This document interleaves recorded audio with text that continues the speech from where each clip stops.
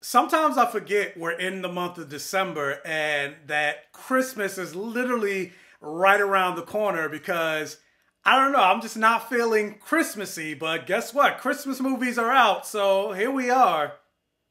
I don't know.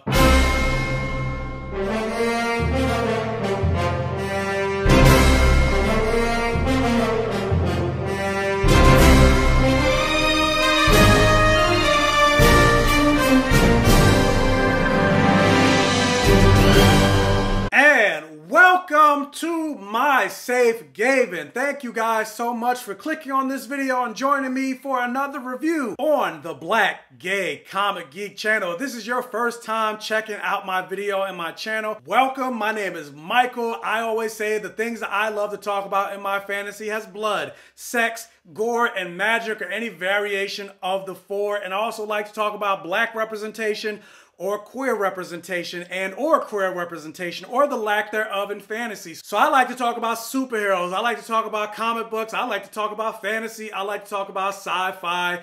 But for this particular movie, there's no blood, there's no sex, there's no gore, there's no magic, and it's not sci-fi. But it is gay, and that movie is the original Netflix movie called Single All the Way. But with that said, whether this is your first time or you are a regular here on the channel, first and foremost, again, thank you so much. But if you can do me a favor and support your boy and hit that like button, it'll really help with the YouTube algorithm and getting this video out there and getting my channel out there. But anyway, let's talk about this new movie, Single All the Way. We're gonna do non-spoilers first, and then maybe I'll jump into spoilers, because I feel like for what I want to say, I have to talk spoilers. But the synopsis for the movie reads: desperate to avoid his family's judgment about being single, Peter persuades best friend Nick to pose as his boyfriend on a trip home for the holidays. And this movie stars Michael Urie, who most people know from Ugly Betty. I never watched that show. Luke McFarlane, who was on Brothers and Sisters, and newcomer Phil Lemon Chambers, and my God, that man is fine. The whole time watching that movie, I was like, I'm single all the way. Could you come over to my house for Christmas? Cause like, goddamn, that man was fine. And I mean, overall, I thought the movie was cute. Like, it's a Christmas movie, so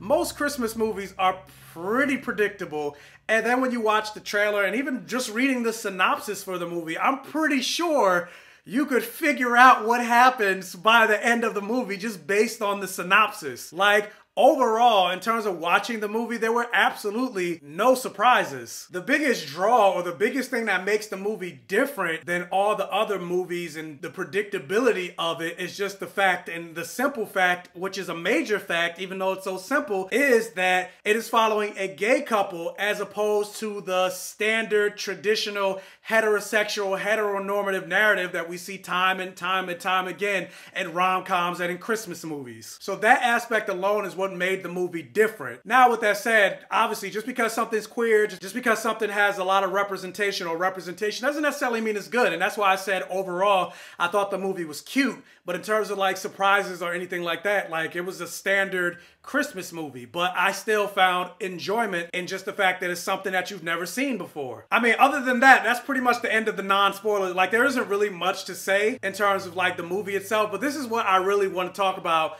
with regards to the movie. And I mean, I guess technically it won't like really be spoilers in case you are interested in watching the movie. But this is the thing that rubbed me the wrong way with regards to the movie in and of itself. Like, obviously you have this movie with the lead character, Michael Urie, who plays the character of Peter, a white man, and then you have his best friend who ends up being his love interest. Again, there's no surprises by the end. If you know this, if you've seen any rom-com, you know by the end of the movie they get together. They're no longer best friends. So that's not really a spoiler. His best friend named Nick, played by Phil Lemon Chambers, who is a black man. And I don't know, I'm just tired of the interracial couples always having whiteness at the center of the story. Like, there are plenty of interracial couples that don't center whiteness. There are black and Asian couples. There are black American and Dominican couples. There are black American and African couples. Native and black, Asian and native. Like, tell other stories of black, indigenous people of color loving each other, because those stories exist. And time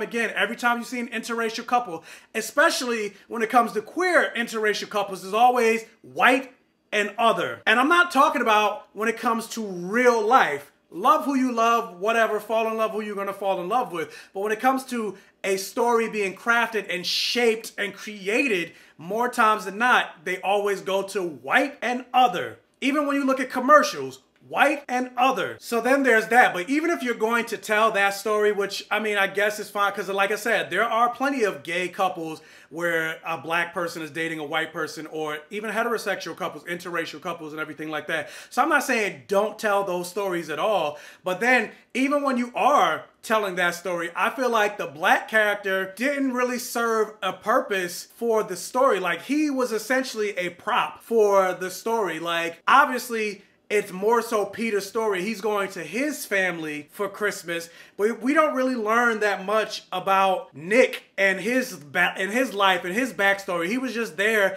to service not just the boyfriend Peter, but he was there to service all of the white characters, his entire family. Like, Peter or Nick's character he's a best-selling author, but on the side, on his side hustle, he's a handyman. So when he gets to the white family's house, I don't want to say it's almost like a slave narrative, but like, you see him going out of his way to fix up his family's house. They're asking him to do tasks around the house. He is watching and taking care of Peter's nieces and nephews, where Peter is off about doing his own thing while Nick is taking care of the family, more or less. And then, like, by the end of the movie, Nick takes his money to help out Peter. Like, I feel like the character of Nick was giving a lot of both money, himself, and everything like that. Like, that character was doing a lot of giving, and Peter and his family was doing a lot of taking, but there was no reciprocation in that. Like, I could see a lot of what Nick had to offer Peter and why Peter would value Nick, but I couldn't really see why Nick would value and want Peter. Like, there was no real reciprocation